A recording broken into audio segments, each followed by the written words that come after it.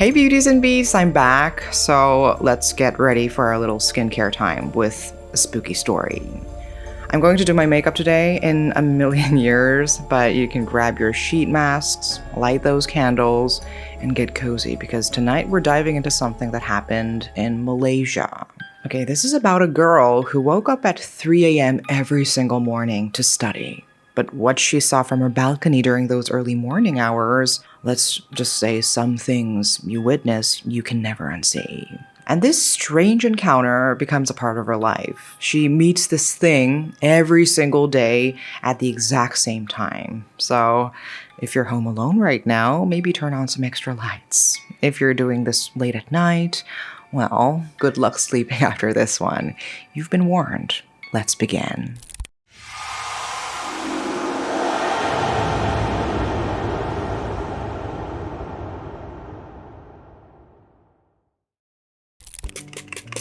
Okay, this story was sent to me by someone I will call Rina. Not her real name, but the one she chose for her privacy. She's Malaysian Indian, and what she experienced happened when she was just 17 years old.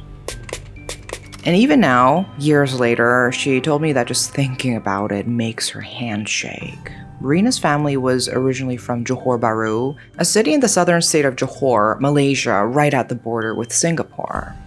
Her family worked as a government servant, and when Rina was 17, he received a promotion that required the family to relocate to Muar, a smaller town about 150 kilometers away, still in Johor State. And, it should have been a celebration, a better position, a fresh start for the entire family.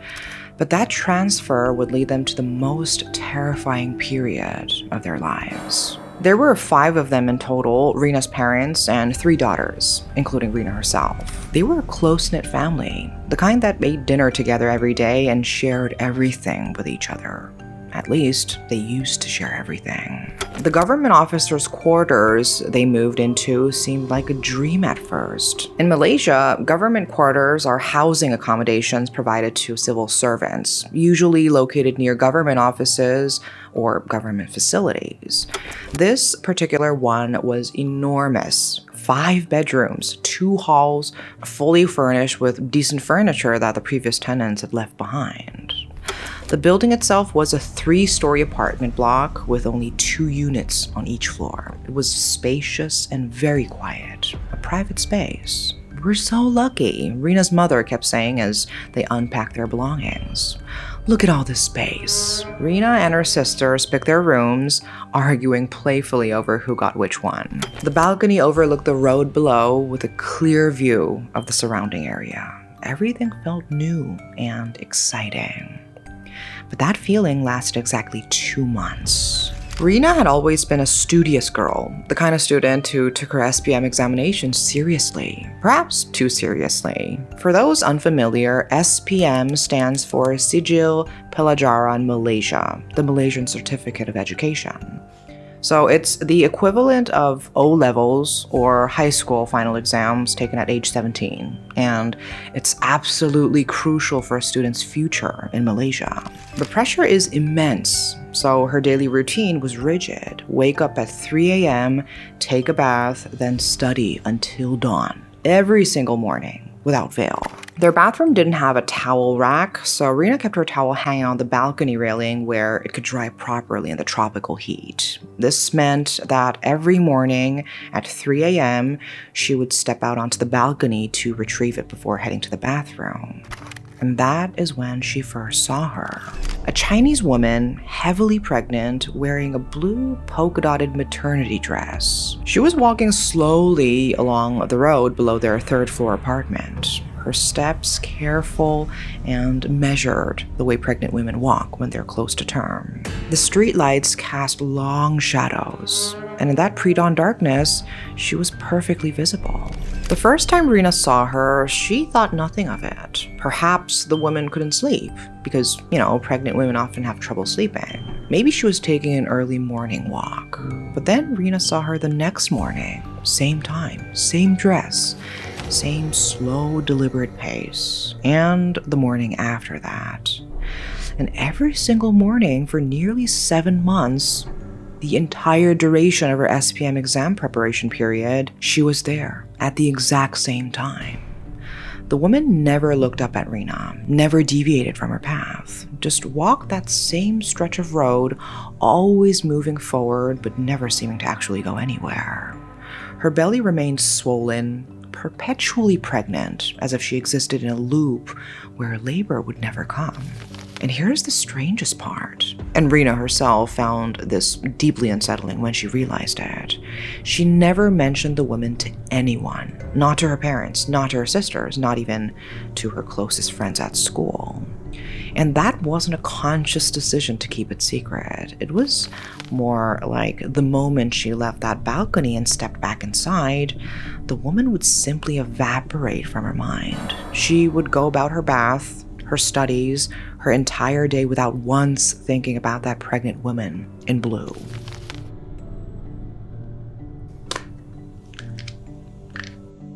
It was only when she stepped out onto that balcony at 3 a.m. the next morning that she would suddenly remember, oh yeah, there she is again. Was it exam stress? Was Rena's mind so focused on her studies that everything else became background noise? Or was it something else entirely? Something that made her forget, that wanted her to forget. Rena and her sisters had a nightly ritual. After dinner, the three of them would gather at the large dining table to complete their homework together. And it was one of those old wooden tables, solid and heavy, with enough space for all three of them to spread out their books and papers. And Rena's younger sister had this irritating habit of swinging her legs while she studied, back and forth, like a pendulum. Their parents scolded her constantly about it. You will kick someone one day, their father warned her. There's no one under the table, Papa, she'd reply, continuing to swing. But one night, there was. They were deep into their homework. Rena was working on additional mathematics. Her middle sister was writing an essay, and her younger sister was, as usual, swinging her legs under the table. The ceiling fan rotated slowly above them, and their mother was in the kitchen preparing tea. Suddenly, Rena's younger sister went completely still. Her face drained of color so quickly that Rena thought she might faint. What's wrong? Rena asked. Her sister didn't answer immediately. Her eyes were fixed on the space under the table, wide with an emotion Rena had never seen on her face before. Pure, undiluted terror. When she finally spoke, her voice was barely a whisper. I just kicked someone's face. What? The middle sister said. Don't be silly. There's no one. No, I felt it. The younger sister interrupted, her voice shaking. I felt cold skin, the bridge of a nose, a forehead, someone's face is under the table. The three sisters sat frozen. None of them wanted to look, but they had to know. Slowly, the middle sister leaned to the side and peered under the table. Rena held her breath, waiting for the scream. There's nothing there, she said, but she didn't sound relieved. She sounded confused, disturbed. The younger sister was crying now, silently, tears streaming down her face. I felt it, she kept saying. I know I felt it. That night, they couldn't finish their homework. They fled to their rooms and didn't come out until morning. Rena told me that after that incident, they never studied at that dining table again. Their pet cat, a tabby they'd brought with them from Johor Bahru, started behaving strangely. It would run alongside something they couldn't see, meowing and rubbing against empty air as if begging for food from an invisible owner. Sometimes it would sit in corners, staring intently at nothing, its tails twitching. Cats can see things we can't, Rena's mother said nervously. Then came the night that changed everything. Rena's father worked irregular hours, sometimes day shifts, sometimes nights. One night, he returned from patrol around 2 a.m. The stairwell and corridor had no electricity. The bulbs had blown out weeks ago, and apparently the building management was in no hurry to replace them. But the streetlights outside provided just enough illumination for him to climb the 3 flights of stairs to their unit. and he told them what happened the next morning over breakfast. His hands trembled as he held his coffee cup. Halfway up the stairs, he said, his voice low, I felt something behind me, a presence. I could sense it like a shadow falling over me even though I couldn't see it clearly. He turned around, thinking perhaps it was a neighbor coming home late. And that's when it pushed him, not a gentle nudge. A forceful shove, both hands pressed flat against his chest with strength that sent him stumbling backward. He caught himself on the railing, thank God he wasn't hurt, his heart hammering, staring into the darkness where nothing stood. I ran, he admitted, and Rena said there was no shame in his voice when he told them. I ran up those stairs as fast as I could, and I didn't look back. Rena's father was a practical man, not given to superstition or flights of fancy. Seeing him shaken like that frightened the family more than anything else had.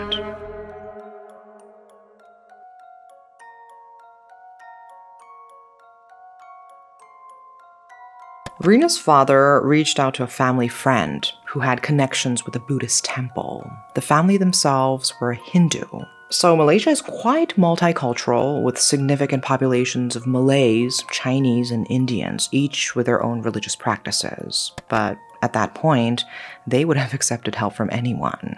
The friend arrived 2 days later with 5 Buddhist monks in saffron robes. The monks moved through their apartment, methodically chanting prayers, burning incense, sprinkling blessed water in every corner.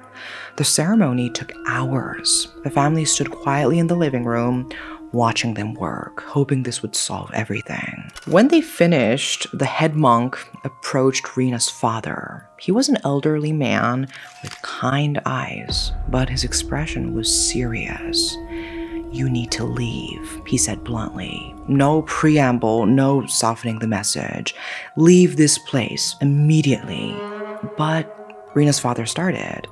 This is not your home, the monk continued. It belongs to others. They were here first, and they will be here long after you're gone. Some of them mean you no harm, but not all of them are benign.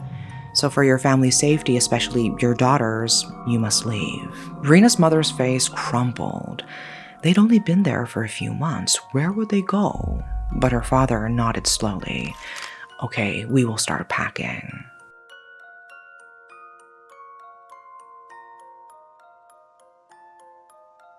So on their last day in the quarters, while they were loading boxes into a van, they met Auntie Sue from the second floor. She was a friendly Chinese-Malaysian woman, always ready with a smile and a wave.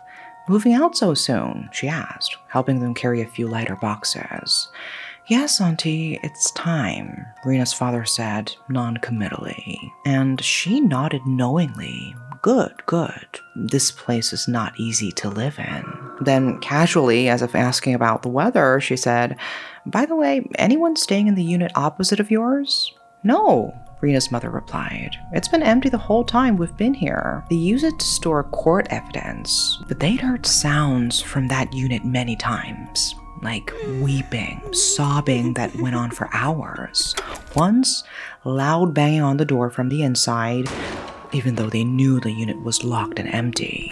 Police evidence from murder cases, someone had told them. Objects that had absorbed the violence done to their owners.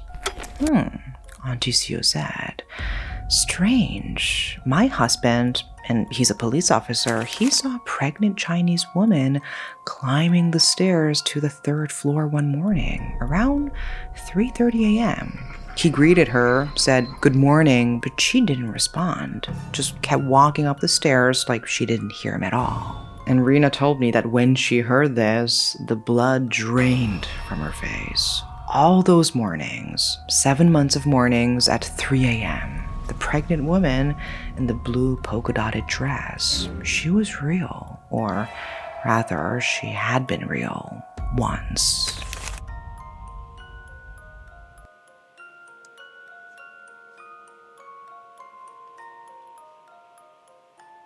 Months after they'd moved out and found a new place across town, Rena's father ran into another former neighbor from the quarters. Over coffee, the man shared his own story.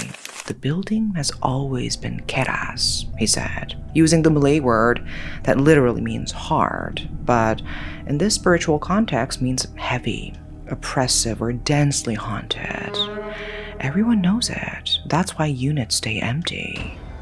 He told Rena's father about the night of a blackout. He'd been sitting on his sofa, about to light a cigarette, when he noticed a woman sitting beside him. She wore a traditional kebaya, a beautiful, intricately embroidered traditional blouse worn by Malay and Peranakan women. She sat primly, hands folded in her lap, staring straight ahead. "I nearly jumped out of my skin," the man admitted, "but I forced myself to stay calm. I said to her, 'I'm sorry, I'm just borrowing your space. I won't disturb you. I'll allocate one room for you. Please don't disturb me.' The woman didn't respond, didn't even look at him, but slowly she faded away like smoke dissipating.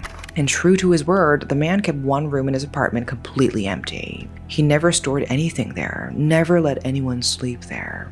That room remained untouched, honored space for the lady in the kebaya. And after that, he said, I never saw her again. He also mentioned another phenomenon, the smell of sambal belacan being cooked. Sambal belacan is a spicy chili paste made with fermented shrimp paste, a staple in Malaysian cooking with a very distinctive, pungent aroma, and the rhythmic sound of a mortar and pestle grinding spices, even though the uncle downstairs didn't cook and rarely came home before nighttime.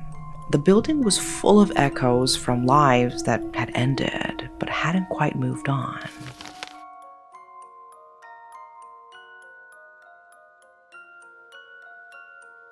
To this day, the quarter still stands in Muar, but barely anyone lives there anymore. Out of the 6 units in their block, perhaps only 1 is occupied, if that. The rest lie abandoned, windows dark, balconies empty of drying clothes. The building is slowly being reclaimed by the jungle. In Malaysia's tropical climate, nature takes over very quickly when buildings are left unattended. Vines creep up the walls, moss spreads across the walkways.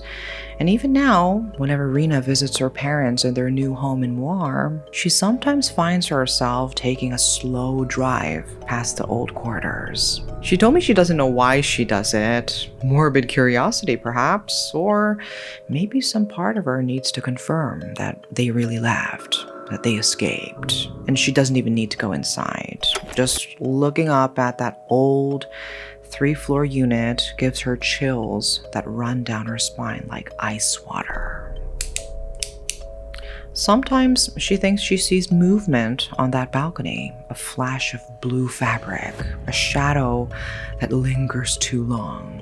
Rina told me she never wakes up at 3 a.m. anymore, if she can help it. And she's never told her sisters what Auntie Sue said about the pregnant woman. The woman in blue is still walking her eternal path, forever pregnant, forever waiting for a dawn that will never come. And Rina was the only one in her family who saw her every single day for 7 months. And she told me she doesn't know what that means, but she's grateful she doesn't have to see her anymore. So what do you think happened to her? Who was she? And the other spirits lingering in that building? Government quarters in Malaysia are often built on land with forgotten histories. Before the concrete was poured, before the walls went up, before it became official housing for civil servants, what was there? Perhaps it was a kampung, a village that was relocated when the government needed the land. Families who had lived there for generations suddenly displaced. Or maybe it stood on the site of an old hospital, a clinic where people came in their final moments. The land could have seen use during the war years. Muar was actually a battleground in 1942, and buildings were repurposed. Lives were lost in ways that were never properly recorded. The thing about government buildings is that they're often constructed quickly, efficiently, with little regard for what came before. Records get lost, oral histories fade, and the land remembers what official documents forget. And that unit opposite Rena's family, the one used to store court evidence. Murder weapons, blood-stained clothing, objects that absorb that final moments of violence.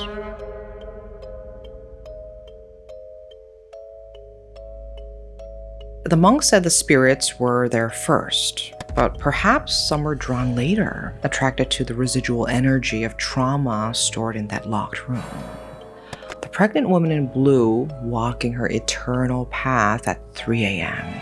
The lady in the kebaya sitting in what was once her home. The presence under the dining table. The sounds of cooking. The smell of sambal belacan being ground. All echoes of lives that ended but couldn't quite let go. Buildings built on contested grounds, on forgotten graves, on sites of suffering. They become keras. Heavy. The spirits don't haunt because they're angry. They haunt because this is still their home. They were there first, and they will be there long after someone reclaims what remains. Okay, that is the end of today's story. Thanks for sending me these amazing stories. And I hope you all enjoyed this one. Sweet dreams, and see you soon. Bye-bye.